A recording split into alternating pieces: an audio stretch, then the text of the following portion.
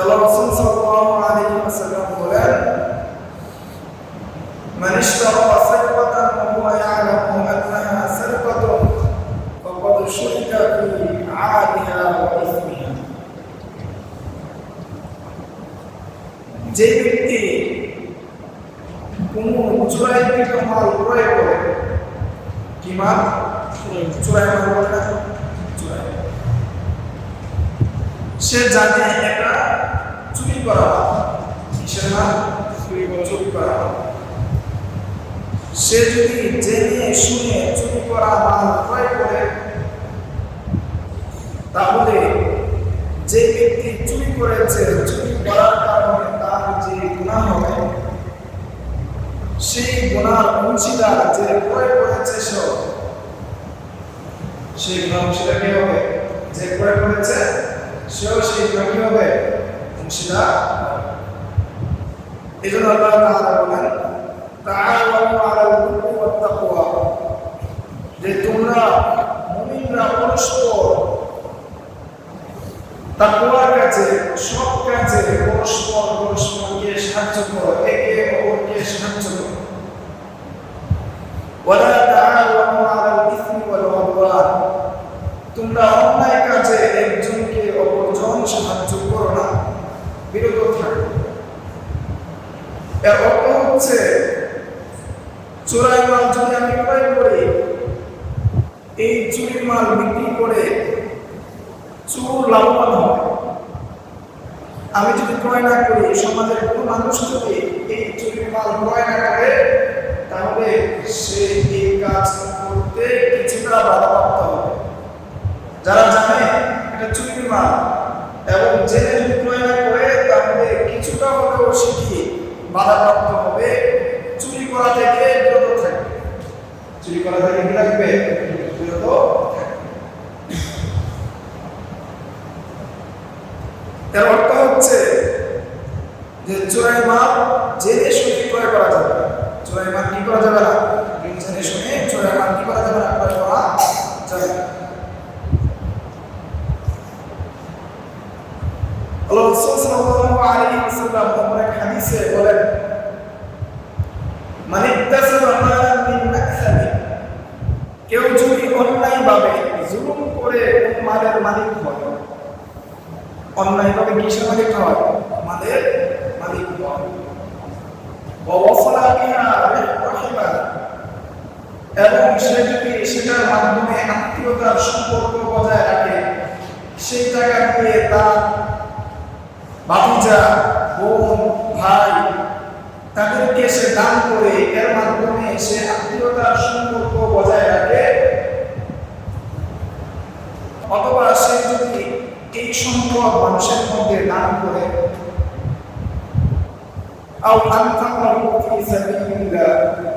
অথবা সে যদি সেই মাল আল্লাহর রাস্তায় ব্যয় করে, মসজিদে দান করে, মাদ্রাসায় দান করে, জিহাদে দান করে,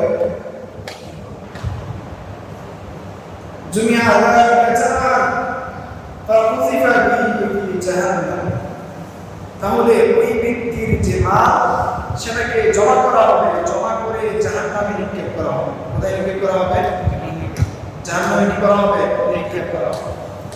অর্থাৎ অন্যায়ভাবে আমি যতই মাল কামাই, যতই সম্পদ উপার্জন করি, সেই সম্পদ যতই আমি দান করি, দান করে দাওয়াতি হয়ে যায়, এর মাধ্যমে আমি আখিরাতে নাজাত পাবো না, বরং এই দান আমার কাছে আসবে। এই দান কি আসবে না? কাছে আসবে।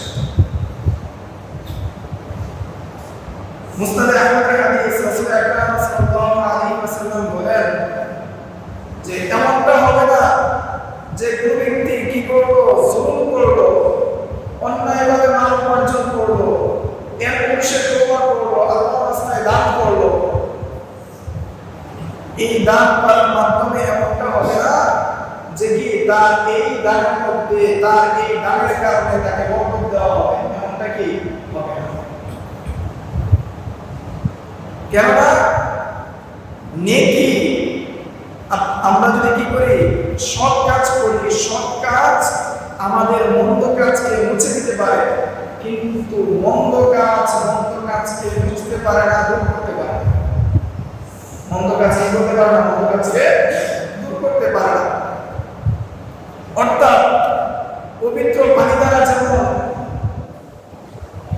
পাক পানি দ্বারা যেমন পবিত্রতা অর্জন করা যায়, কিন্তু নাপাক পেশাব পানি দ্বারা কি পবিত্রতা অর্জন করা যায়? তেমনি ভাবে হারাম মাল যেটা ঘুষ খেয়ে একজন ব্যক্তি উপার্জন করেছে, সুদ খেয়ে তার জীবনে সেই সম্পদ কাটিয়েছে, ওই সম্পদ দানের মাধ্যমে তার কি হবে না, তার গুনাহ মাফ হবে না, বরং সে যদি হারাম মাল দান করে সওয়াবের আশা করে সেটা কুফরের দিকে নিয়ে যাবে। কিসের দিকে নিয়ে যাবে? কুফরের দিকে নিয়ে যাবে। আবু মুসা আশআরী রাদিয়াল্লাহু তাআলা আনহু বিখ্যাত সাহাবী, আবু মুসা আশআরী রাদিয়াল্লাহু তাআলা আনহুকে জিজ্ঞাসা করা হয়েছিল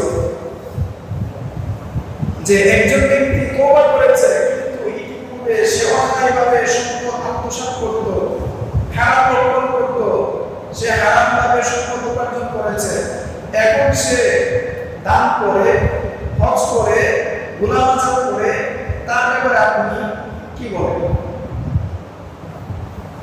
তখন আবু মুসা আশআরী রাদিয়াল্লাহু তাআলা আনহু বললেন, যে ব্যক্তি ইতিপূর্বে হারাম ভক্ষণ করেছে, হারাম খেয়েছে, তার ঠিকানা জাহান্নাম ব্যতীত কিছুই না।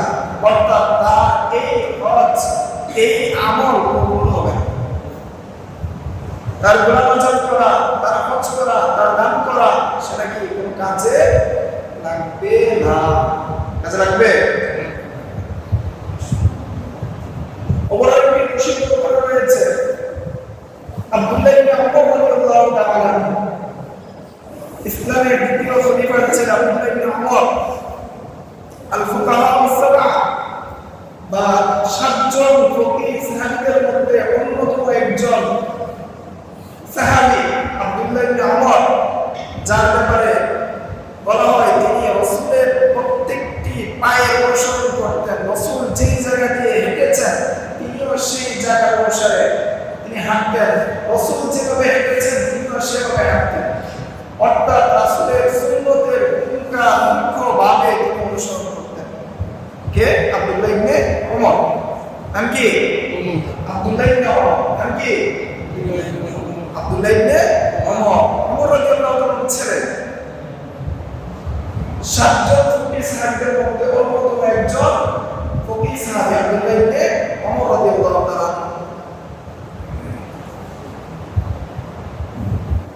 তার সাথে একটি প্রসিদ্ধ ঘটনা, বসরার শাসক ছিল আব্দুল্লাহ ইবনে আমের।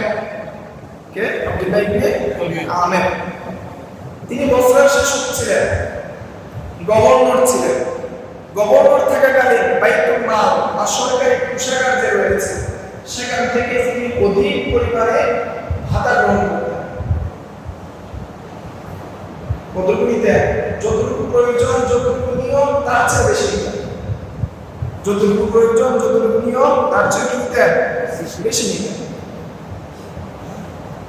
এই যে বেশি নেওয়াটা তার জন্য হালাল না হারাম? হারাম। তার জন্য কি? হারাম। তিনি যখন মৃত্যু শয্যায় উপনীত হলেন, অর্থাৎ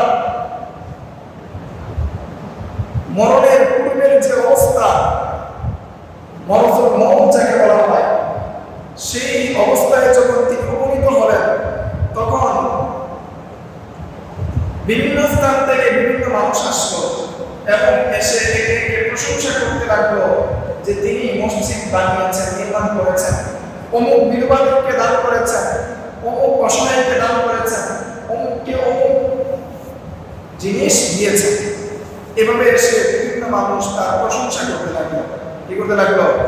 প্রশংসা করতে লাগলো। অর্থাৎ তিনি বাইতুল মাল থেকে বেশি পরিমাণ অর্থ নিয়ে মানুষকে কি করতেন? দান করতেন।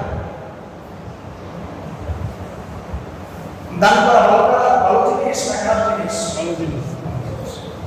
এখন দান করা যদি ভালো জিনিস হয়, কিন্তু সে কোত্থেকে দান করতেছে সেটা আমাকে জানতে হবে। সে কি হালাল উপার্জন থেকে দান করতেছে না হারাম উপার্জন থেকে দান করতেছে? সে কি ঘুষের টাকায় দান করে, নাকি সে সুদের টাকায় দান করে, নাকি সে ব্যবসার টাকায় দান করে, সেটাও কি আমাদের জানতে হবে। সে যদি তার উপার্জনের সম্পদ থেকে দান করে, সে যদি তার ব্যবসার সম্পদ থেকে দান করে, সে যদি তার পৈতৃক সম্পত্তি থেকে দান করে, তাহলে সে দানটা ভালো, সেটা নাকি।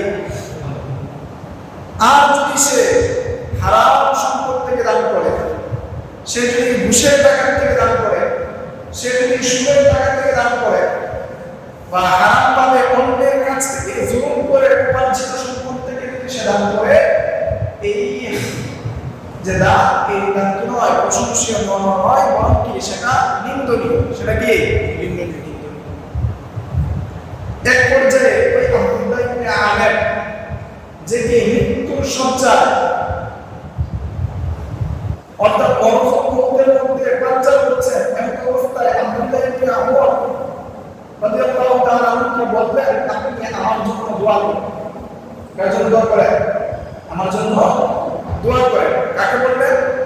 আব্দুল্লাহ ইবনে ওমর রাদিয়াল্লাহু আনহু। কাকে? আব্দুল্লাহ ইবনে ওমর। কাকে? আব্দুল্লাহ ইবনে ওমর রাদিয়াল্লাহু আনহু বললেন, আপনি কি করেন? আমার জন্য দোয়া করেন, আল্লাহ তাআলা আমাকে যেন ক্ষমা করে দেন। তখন আব্দুল্লাহ ইবনে ওমর রাদিয়াল্লাহু আনহু বললেন, আমি দোয়া করলে কি কাজে আসবে? তুমি যে বছর গভর্নর অবস্থায় বাইতুল মাল থেকে তুমি অন্যায়ভাবে অতিরিক্ত ভাতা গ্রহণ করেছিলে, এবং সেই ভাতা থেকে তুমি মানুষদেরকে দান করতে, সেই হারাম কাজের পরে আমি দোয়া করলে তোমার কি কাজে আসবে? অর্থাৎ আমার দোয়া তোমার কোন কাজে আসবে না। এই বাইতুল মালের সম্পদ, সরকারি কোষাগার যে রয়েছে, সেটা জনগণের সম্পদ, জনগণের অর্থ। তুমি সে জনগণের অর্থ নিয়ে তুমি দুনিয়ার মধ্যে দানবীর সেজেছিলে। মানুষ তোমাকে দানবীর বলবে, মানুষ তোমাকে মহান ব্যক্তি মনে করবে, তুমি সেটা ভেবে মানুষকে দান করেছিলে। সেই জায়গায় আমার দোয়া তোমার কোন কাজে আসবে না। আমার দোয়া কি আসবে না? তোমার কোন কাজে আসবে না। তাহলে আমরা এই কথা থেকে বুঝতে পারলাম যে দান করলে কি দান করতে হবে? হালাল সম্পদ থেকে দান করতে হবে। কোন সম্পদ থেকে দান করতে হবে?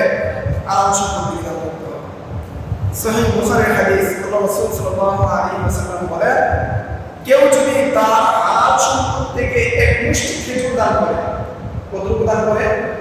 এক মুষ্টি খেজুর দান করে। এখানে এক মুষ্টি খেজুর আমাদের অবস্থার উপর বিবেচনা করে আল্লাহ রাসূল উদাহরণ দিয়েছেন। এর অর্থ হলো, কেউ যদি তার সম্পদ থেকে সামান্য পরিমাণ জিনিস দান করে। আমাদের দেশেও যে শস্য প্রচলিত, সেই হিসেবে আমরা ধরে নিই, কেউ যদি তার হালাল সম্পদ থেকে এক মুষ্টি ধান দান করে, চাল দান করে, তাহলে আল্লাহ তাআলা তার ওই দানকে তার ডান হাত দ্বারা গ্রহণ করেন। তার কুদরতি ডান হাত দ্বারা কি করেন? তার দান কি করেন? গ্রহণ করেন। এক মুষ্টি কেউ খেজুর দান করে, তার হালাল সম্পদ থেকে আল্লাহ তাআলা কি করেন? তার কুদরতি ডান হাত দ্বারা তার এই দানকে কবুল করেন। তার দান কি করে? কবুল করেন। কতটুকু? এক মুষ্টি। কতটুকু? এক মুষ্টি। এবং আল্লাহ তাআলা সেটাকে তার নিকট বাড়াতে থাকে। কি করতে থাকে? বাড়াতে থাকে। যেমনি ভাবে একটি ছোট বোট ছোট থাকার সময়ে সেটা মূল্য থাকে কম, যখন সেটা বড় হয়, বিশাল আকার ধারণ করে, সেটার মূল্য বেড়ে যায়। ঠিক তেমনি ভাবে আল্লাহ তাআলার নিকট সেই এক মুষ্টি খেজুর বাড়তে বাড়তে বাড়তে বাড়তে পাহাড় সমপরিমাণ হয়ে যায়। কতটুকু সমপরিমাণ হয়ে যায়? পাহাড় সমপরিমাণ হয়ে যায়। তাহলে হালাল সম্পদ, যেটা কি হালাল, সেই হালাল সম্পদ যদি এক মুষ্টিও হয়, সেটাও আল্লাহ তাআলার নিকট গ্রহণযোগ্য। আল্লাহ তাআলা নিজ কুদরতি ডান হাত দ্বারা সেই সম্পদকে কবুল করেন, গ্রহণ করেন। আর হারাম সম্পদ যদি কোটি কোটি টাকা দান করা হয়, তারপরেও সেটা কি হবে না, গ্রহণ করা হবে না। এই জন্য এই দুনিয়ার মধ্যে নিজেকে বাবা হিসেবে সাব্যস্ত করা সহজ। মানুষের কাছে আমার পাঞ্জাবি, আমার টুপি, আমার দাড়ি অথবা সুন্দর কথা, এর মাধ্যমে মানুষের সমাজের মধ্যে নিজেকে বাবা হিসাবে প্রকাশ করা সহজ, কিন্তু অর্থনৈতিক যে লেনদেন রয়েছে সেই লেনদেনে নিজেকে স্বচ্ছ রাখা অনেক কঠিন। অর্থনৈতিক জায়গায় নিজেকে স্বচ্ছ রাখা কি অনেক কঠিন।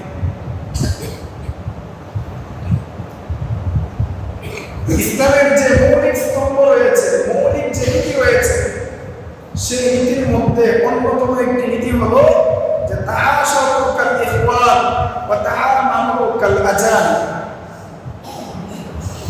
যে তোমরা পরস্পর যখন উঠাবসা করবে, পরস্পর যখন চলাফেরা করবে, একজন মুসলমান আরেকজন মুসলমানের সাথে যখন উঠাবসা করবে, কথাবার্তা বলবে, সে ওই মুসলমান, চাই সে ভারতের হোক, চাই সে আমেরিকার হোক, চাই সে ইউরোপের হোক, চাই সে ইরানের হোক, যে কোনো অঞ্চলের হোক, একজন মুসলমান যখন অপর মুসলমান ভাইয়ের সাথে উঠাবসা করবে, তখন তার উঠাবসার মূলনীতি হবে কাল ইখওয়ান, আল মুসলিম আখুল মুসলিম, তার ভাইয়ের মতো সে ভাইয়ের, অর্থাৎ ভাইয়ের সাথে ভাই যেমন ব্যবহার করে, একজন মুসলমান পৃথিবীর যে কোনো প্রান্তে হোক, একজন মুসলমান আরেকজন মুসলমানের সাথে ঠিক অনুরূপ ব্যবহার করে, অর্থাৎ ভাইয়ের মতো কি করবে ব্যবহার। অপর অংশে এসেছে ওয়া তাআমালু কাল আজান, একজন মুসলমান অপর মুসলমানের সাথে যখন লেনদেন করবে, কি করবে, লেনদেন করবে, টাকা পয়সার বিষয় থাকবে, তখন সে যতই বলিষ্ঠ হোক, যতই আপন ভাই হোক, যতই পিতা হোক, তার সাথে ওই লেনদেনের ক্ষেত্রে স্বচ্ছ থাকবে, অপরিচিতের ন্যায় লেনদেন করবে, অপরিচিতের ন্যায় কি করবে, লেনদেন করবে। এর অর্থ হলো অপরিচিত বলতে এটি যদি আপনার কাছ থেকে কোনো কিছু ক্রয় করে, সেই ক্ষেত্রে আপনি যতটুকু সতর্ক থাকবেন, অর্থাৎ আপনি যে প্রোডাক্টটা ক্রয় করবেন, যে পণ্যটা গ্রহণ করবেন, সেই পণ্যটা যাচাই বাছাই করার ক্ষেত্রে এবং টাকা দেওয়ার ক্ষেত্রে যতটুকু সতর্কতা অবলম্বন করবেন, ঠিক তদ্রূপ একজন ভাইয়ের সাথে যখন আপনি লেনদেন করবেন, ঠিক তদ্রূপ কি করবেন, সতর্কতা অবলম্বন করবেন। সূরাতুল বাকারার 282 নম্বর আয়াতে আল্লাহ তাআলা বলেন, ইয়া আইয়ুহাল্লাযীনা আমানু ইযা তাদায়ানতুম বিদাইনিন ইলা আজালিন মুসাম্মা, যে হে ঈমানদারগণ, যখন তোমরা পরস্পর লেনদেন করো, কি করো, লেনদেন করো, ক্রয় বিক্রয় করো, এবং সমাজের মধ্যে যত ধরনের চুক্তি রয়েছে, যত ধরনের বিনিময়যোগ্য বিষয় রয়েছে, এই বিষয়গুলো যখন করো, তখন তোমরা তার নির্দিষ্ট সময় উল্লেখ করো, নির্দিষ্ট সময় নির্ধারণ করো। এরপরে আল্লাহ তাআলা বলতেছেন ফাকতুবু, এবং তোমরা যে লেনদেনটা করছো সেই লেনদেনটা লিখে রাখো। কি করতে বলা হয়েছে, লিখে রাখতে বলা হয়েছে। এখানে বলা হয় নাই যে পিতা হলে লিখে রাখা যাবে না, পিতা হলে লেখার প্রয়োজন নাই, ভাই হলে লেখার প্রয়োজন নাই, এই কথা এখানে বলা হয় নাই। বলা হয়েছে যার সাথে লেনদেন হবে ওই লেনদেনটা লিখে রাখতে হবে। ওয়ালিয়াকতুব বাইনাকুম কাতিবুন বিল আদল, এবং তোমাদের মাঝে এই লেনদেনটা লিখে রাখবে একজন ন্যায়পরায়ণ, একজন আমানতদার কোন লেখক সেই লেনদেনটা রাখবে। ন্যায়পরায়ণ আমানতদার একজন ব্যক্তি কি সেই লেনদেনটা রাখবে। কথার কথা, এই লেখে রাখার যে গুরুত্ব সেটা আমরা কখন বুঝি, যে আপনার বাবা জমি বিক্রি করে গিয়েছিল অনেক পূর্বে, সেটার দলিল হয় না, বা দলিলের মধ্যে কিছু গরমিল তৈরি হয়েছে, এখন তার সন্তানরা যখন এসেছে সেই লেখা কোন পূর্ণাঙ্গতা না থাকার কারণে বাংলাদেশের যে নিয়ম, সেই নিয়মে যদি দলিল না হয়, রেজিস্ট্রি না হয় অথবা খারিজ না হয়, তখন দেখা যায় ওই ওয়ারিশ, মৃত ব্যক্তির যে বিক্রি করেছে, বিক্রেতার যে ওয়ারিশ, সে ওই সম্পদ দিতে চায় না। সে কি করে না? ওই সম্পদ দিতে চায়। ছেলে দান করে নিয়ে, বাবা দান করে নিয়েছিল মসজিদের জন্য, বাবা দান করে নিয়েছিল মাদ্রাসার জন্য, ছেলে এসে মনে বলে যে আমার বাবা দান করে না, আর বাবা কি করে না? দান করে না। কেন এটা হয়? লিখে না রাখার কারণে। কিসের কারণে? লিখে না রাখা। অর্থাৎ লেনদেনের ক্ষেত্রে মূলনীতি হলো, যখনই আমরা যে কোনো ধরনের, ছোট থেকে ছোট, বড় থেকে বড়, যত বড় আপন ভাই, বাবা হোক, প্রত্যেকটা ক্ষেত্রে যে কোনো ধরনের লেনদেন হবে, সেই লেনদেনগুলো আমরা লিখে রাখবো। সেগুলো কি করে রাখবো? লিখে রাখবো। যখন সেটা লিখে রাখা হবে, সেই ক্ষেত্রে ইখতিলাফ হওয়ার, সেই ক্ষেত্রে মতবিরোধ হওয়ার, সেই ক্ষেত্রে পরস্পর ঝগড়া হওয়ার সম্ভাবনা কমে যায়। ঝগড়া হওয়ার সম্ভাবনা কি? কমে যায়। যখন ভাইয়ের কাছে ভাই টাকা খরচ চাই, তুমি আমাকে 1 লক্ষ টাকা দাও। কত টাকা? 1 লক্ষ। তখন অপর ভাই যদি বলে, ভাই তুমি তো টাকা দেওয়ার সমস্যা নাই, আমার টাকা আছে, তোমার টাকা নাই, তুমি টাকা খরচ চাইছো, তুমি কর্জে হাসানা নিতে চাইছো, ঠিক আছে তোমাকে আমি দিচ্ছি, কিন্তু তোমাকে এক জায়গায় স্বাক্ষর করে দিতে হবে যে তুমি আমার কাছ থেকে 1 লক্ষ টাকা নিচ্ছ, কত তারিখে তুমি পরিশোধ করবে, সেটা জন্য তোমাকে স্বাক্ষর করতে হবে। সেটা জন্য তোমাকে কি করতে হবে? স্বাক্ষর করতে হবে। তখন যে ভাই নিবে, সেই ভাই চিন্তা করে, এর সাথে আমার ভাইয়ের সম্পর্ক, প্রয়োজনে নিবে না, তারপরে কি করবে না? স্বাক্ষর করে নিবে না। কিন্তু সেই জায়গায় যদি স্বাক্ষর ছাড়া দিয়ে দেয়, কোন ধরনের লিখিত প্রমাণ ছাড়া যদি দিয়ে দেয়, দেখা যায় যে মাস যায়, বছর যায়, 2 বছর যায়, 5 বছর পরে সে অস্বীকার করে। 5 বছর পরে সে কি করে? অস্বীকার করে। অথবা তার কাছ থেকে দরবার সালিশ করে টাকাটা আদায় করে নিলে পারিবারিক সহ অন্যান্য বিভিন্ন অনুষ্ঠানে ওই ভাই আর এই ভাইয়ের করে আসে না। এই ভাই কি করে না? ওই ভাইয়ের করে আসে না। কেন? সেটা লেনদেনের স্বচ্ছতা না থাকার কারণে। কিসের কারণে? লেনদেনের স্বচ্ছতা না থাকার কারণে। এই জন্য লেনদেনের স্বচ্ছতা আমাদের একজন মুসলিম হিসেবে আমাদের জন্য আবশ্যক। কেননা বান্দার হক আল্লাহ তাআলা কখনোই কি করবেন না? ক্ষমা করবেন না। কেউ যদি আপনার কাছে 1 টাকা পায়, কয় টাকা? 1 টাকা, এই 1 টাকাও আপনি পরিশোধ করে দেন।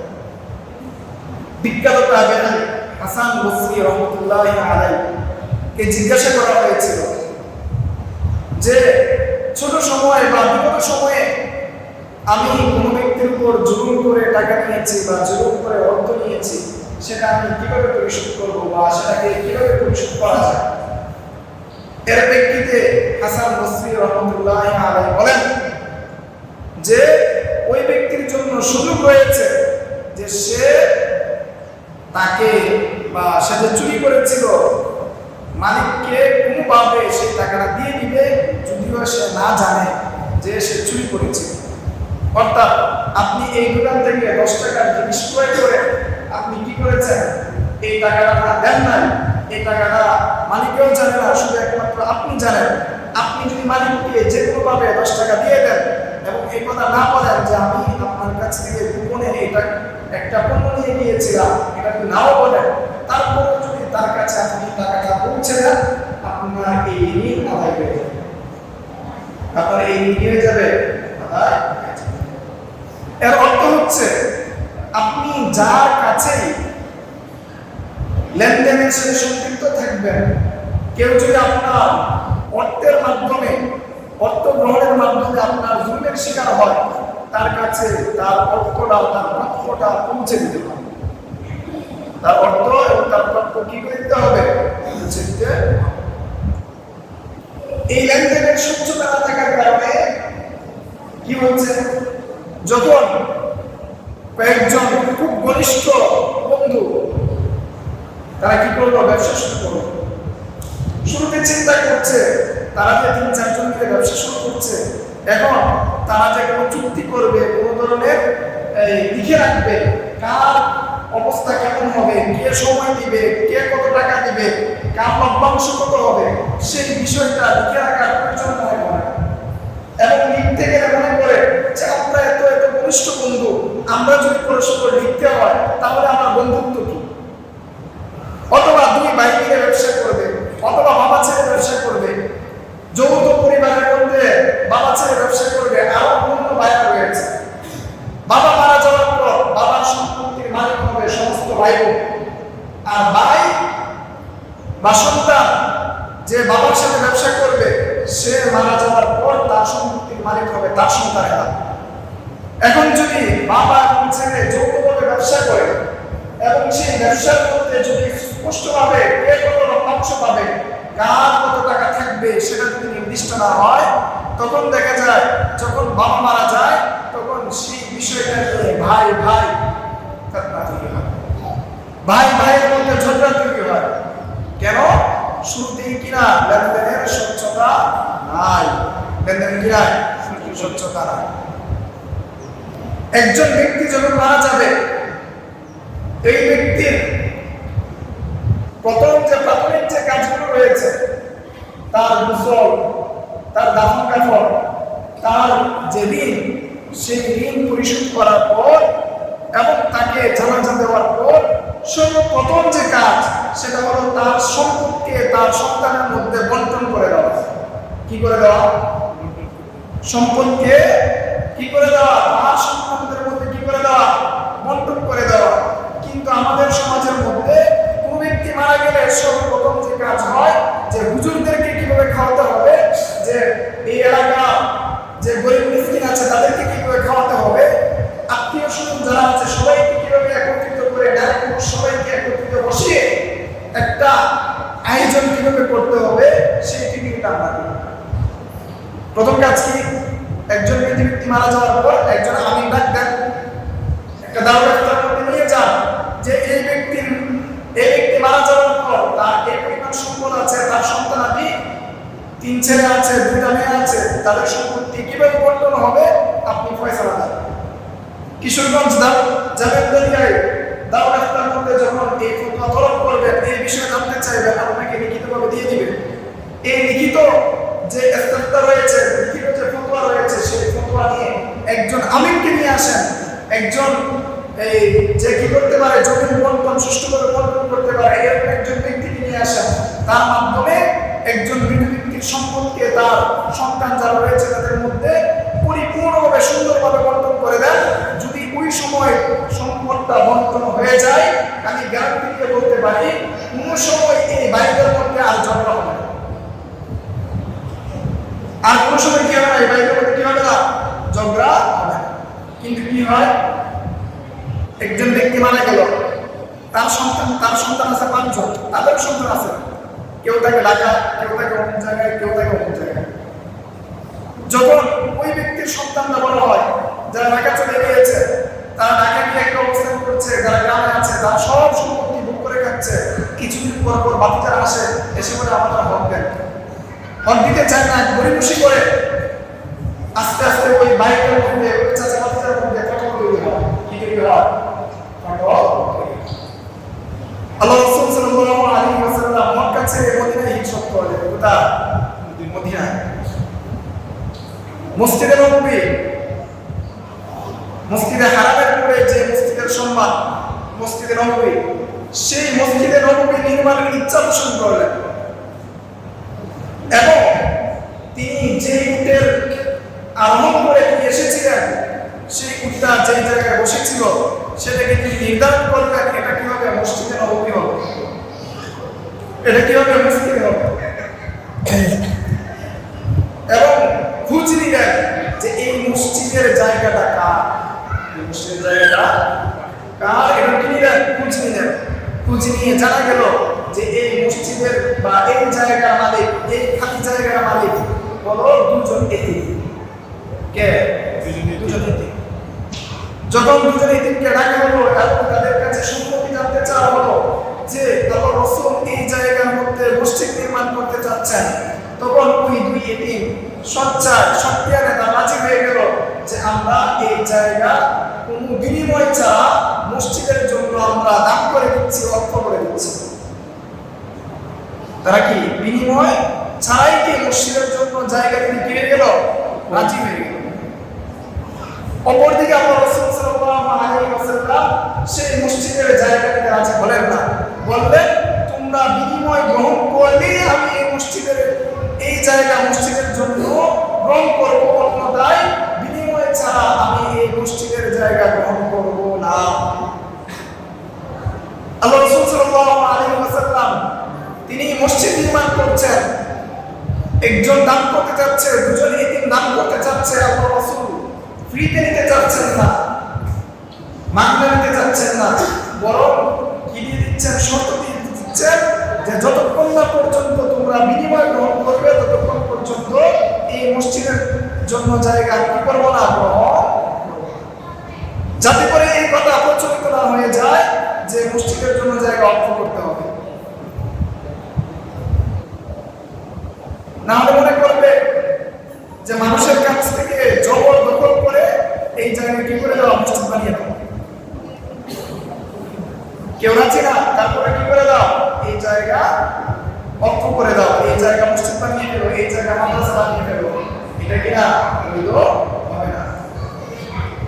এই জন্য রাসূল সাল্লাল্লাহু আলাইহি ওয়াসাল্লাম যদিও দুইজন এতিম তাদের নিজ ইচ্ছায় দান করতে চেয়েছিল, তারপর রাসূল গ্রহণ করেন নাই।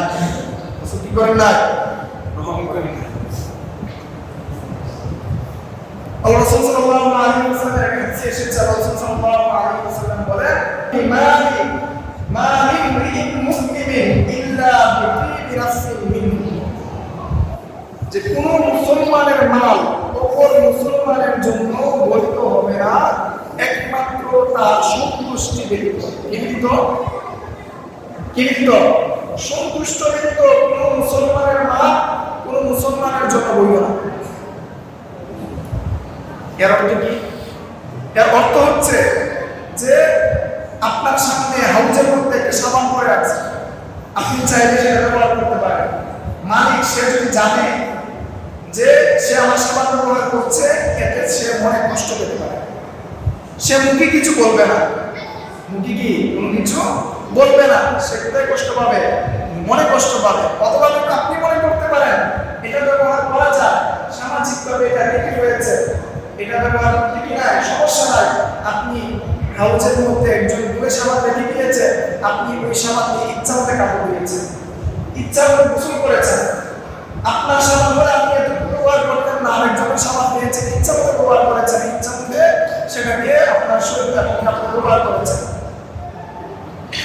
কিন্তু যে ব্যক্তির সাবান, সে ব্যক্তি যখন এসে আদিত্যবাদ দেখলো সে সাবান নতুন একটা সাবান দিয়ে একবার গোসল করেছিল, সে আয়সা থেকে সেটা অর্ধেক হয়ে গেছে। এটার মধ্যে কি তার অন্তর সন্তুষ্টি আছে? যেহেতু তার সন্তুষ্টি নেই, সেই জন্য আপনার জন্য বৈধ হবে না, আপনার জন্য গ্রহণ করা কি হবে না, বৈধ হবে। আমরা মনে করি আমাদের বাচ্চারা যদি কারো বড়ই গাছ, কারো আম গাছে গিয়ে ছোট কারো ডিম দিয়ে খেয়ে ফেলে, এটা তো সমস্যা নেই, ছোট মানুষ করতেই পারে। বড়ই গাছ আছে, ডিম দিবেই, আম গাছ আছে, আম করে খাবে। এখানে মূলনীতি হচ্ছে যে যে মুসলমান ব্যক্তির পরিপূর্ণ অন্তর সন্তুষ্টি চায়, সে যদি মুখে কোনো কিছু নাও বলে, তার যেহেতু অন্তরের সন্তুষ্টি নেই, সেই খাবারটা তার জন্য হারাম। সেটা হোক গাছের কোনো একটা আমের টুকরা, সেটা হোক বউয়ের একটা বিচি, অথবা ছোট থেকে আপনার যে কোনো জিনিস, সেটা কি করা তার জন্য বৈধ। তাহলে আজকের আলোচনার মূল কথা হলো যে আমাদের সমাজের মধ্যে আমার ব্যক্তিগত জায়গা থেকে শুরু করে আমার পারিবারিক, আমার সামাজিক, আমার ব্যবসায়িক, আমার রাষ্ট্রীয়, আমার কর্মস্থল, যত জায়গা রয়েছে সব জায়গার একটা কথা হলো যে আমাকে লেনদেনে পরিপূর্ণ স্বচ্ছ থাকতে হবে। লেনদেনে কি রাখতে হবে, স্বচ্ছ থাকতে হবে। আমি মানুষকে দেখানোর জন্য হারামভাবে উপার্জন করে দান করতে যাব না। আমি নিজেকে দামের হিসাবে সাব্যস্ত করার জন্য আমি ঘুষকে টাকা উপার্জন করে আমার আত্মীয় স্বজনের ভরণ পোষণ করবো না। আমার আত্মীয় স্বজনের ভরণ পোষণ করার কি নাই? এখানে আপনার দায়িত্ব না। যে জায়গায় আপনার দায়িত্ব না সেই জায়গায় আপনি হারামভাবে উপার্জন করে ভরণ পোষণের প্রয়োজনও কি আপনার না।